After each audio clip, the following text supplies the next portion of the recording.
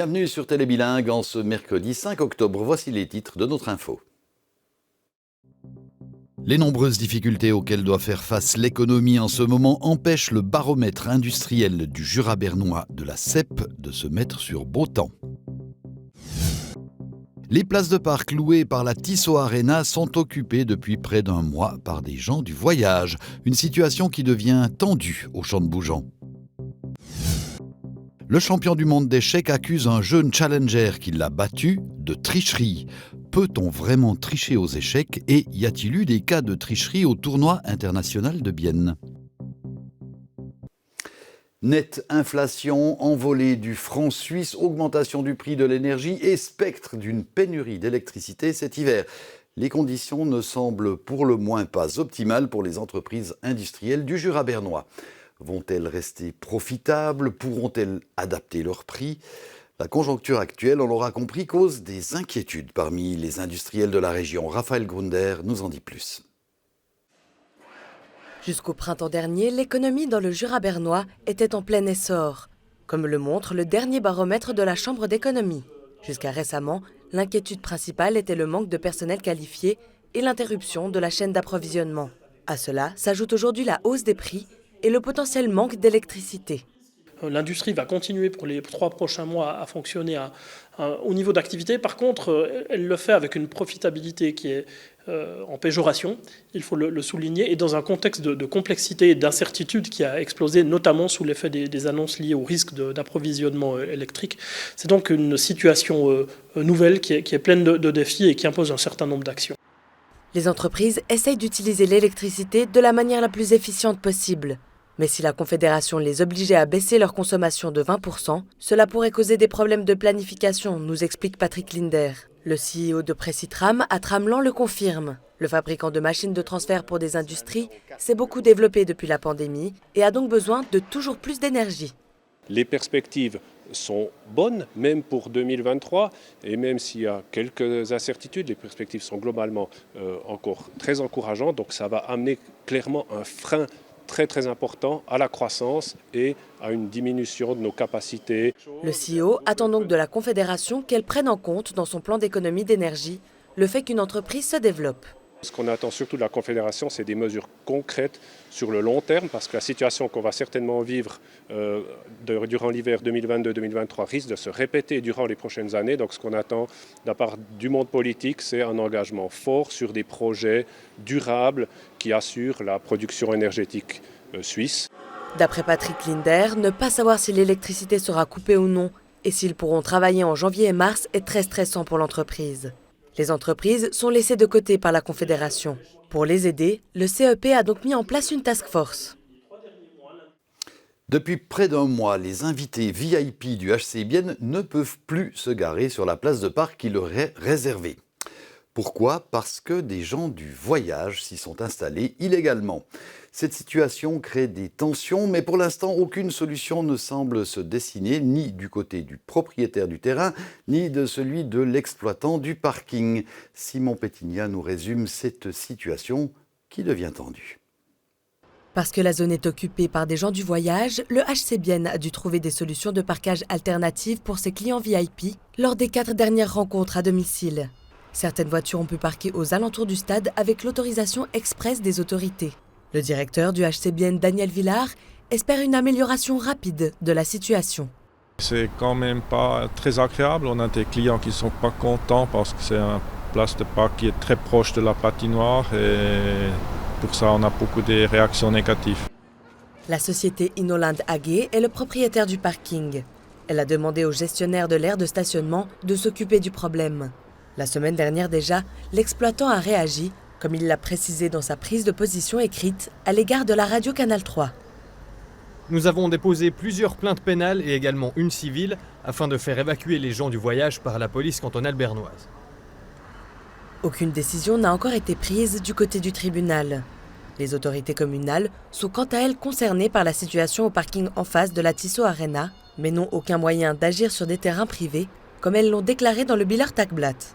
La date de départ des occupants actuels est pour l'heure inconnue. Ces derniers ne souhaitent pas s'exprimer devant la caméra. Malgré une demande au canton de Berne signée par 17 personnes de Serlier, le vignoble du château de Serlier restera conventionnel et ne deviendra pas bio. À la fin du mois d'octobre, Beate Gioc va rendre son tablier d'exploitant de ce vignoble. Profitant du changement d'exploitant, des riverains espéraient rendre ce domaine libre de pesticides. Mais finalement, le canton de Berne a estimé qu'un tel changement ne se justifiait pas. Il a donc fini par signer le contrat avec les deux nouveaux exploitants que sont Andreas Stempfli et Sandra Kammermann, deux spécialistes du vin du cru.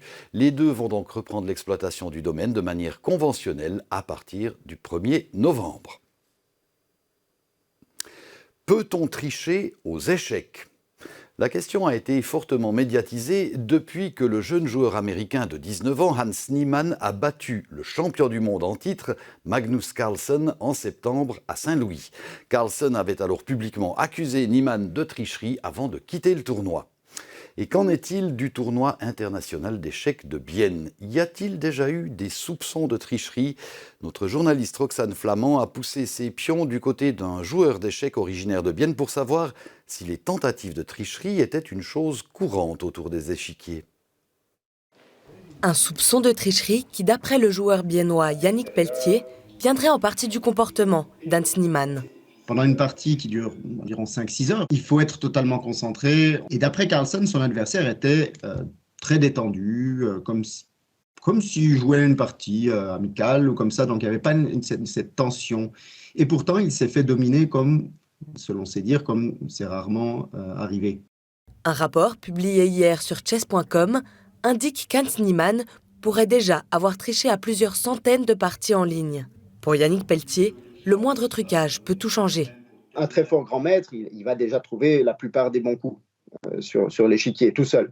Pour un joueur du top mondial, il suffit de 2 ou 3 indications pendant la partie pour que ça tourne. Différentes techniques peuvent être utilisées pour tricher, comme des gestes entre le joueur ou la joueuse et un complice, ou l'utilisation d'appareils électroniques.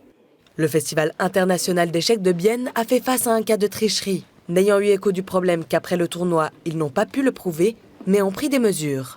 Für den Organisator kann man einmal aufmerksam machen, dass man Kontrolle durchführt. Das ist schon eine gewisse Prävention.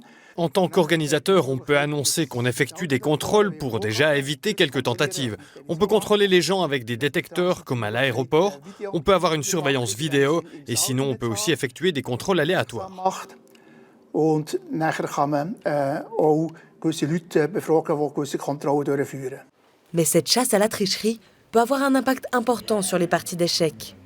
Dès qu'un joueur un peu moins fort commence à bien jouer, même dans une partie, par exemple contre moi, on peut avoir le soupçon, mais est-ce qu'il a fait des bons coups bizarres, est-ce qu'il n'est pas en train de tricher?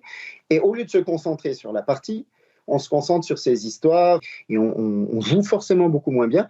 Et j'ai l'impression que c'est ce qui est arrivé à Carlsen. Le sujet Magnus Carlsen, Hans Niemann, n'est pour le moment toujours pas clos. D'après la Fédération suisse des échecs, aucun cas de tricherie avéré n'a eu lieu dans le pays. Et des échecs, nous passons à la boxe, ou presque. Tout à l'heure, vous pourrez suivre notre nouveau débat duel où il sera question du plan d'économie controversé de la ville de Bienne, Substance 2030. La conseillère de ville radicale Natacha Pittet et la socialiste Marie Meuchler débattent pour savoir si les mesures d'économie annoncées seront vraiment supportables et si, en les appliquant, Bienne ne risque pas de perdre un peu de son âme. D'accord. Par contre, il y a aussi d'autres personnes qui disent non, c'est exclu. S'il y a cette augmentation d'impôts, ça va donner un problème au niveau aussi du tissu économique, au niveau des PME par exemple, qui disent que là, ça va nous poser un gros problème. Donc, on est conscient de ça. Non, je pense pas. Je pense pas, effectivement, parce que certes, c'est une augmentation d'impôts, mais il faut voir en fait de combien on parle. Et là, on parle par exemple pour une entreprise qui aurait un bénéfice de 100 000 francs, d'une augmentation de 500 francs environ. Pour une personne qui gagnerait un salaire de 50 000 francs, il s'agirait environ d'une augmentation de 240 000 francs si on suit l'augmentation proposée par le conseil municipal. Moi, ce qui me déçoit dans le programme qui nous est proposé par le conseil municipal, je le rappelle, à majorité de gauche, c'est que les économies et les améliorations qui sont prévues et qui, à mon sens, devraient être équivalentes de l'augmentation d'impôts, c'est-à-dire de 13 millions en tout cas, ces changements ne sont pas structurels, c'est des économies parfois de bout de chandelle. Par exemple, envoyer les courriers en courrier B au lieu d'en courrier A pour économiser 4 à 8 000 francs par année. Un duel à suivre donc tout à l'heure, juste après la météo. Voilà, c'est ici que se termine notre journal. Merci beaucoup de l'avoir suivi.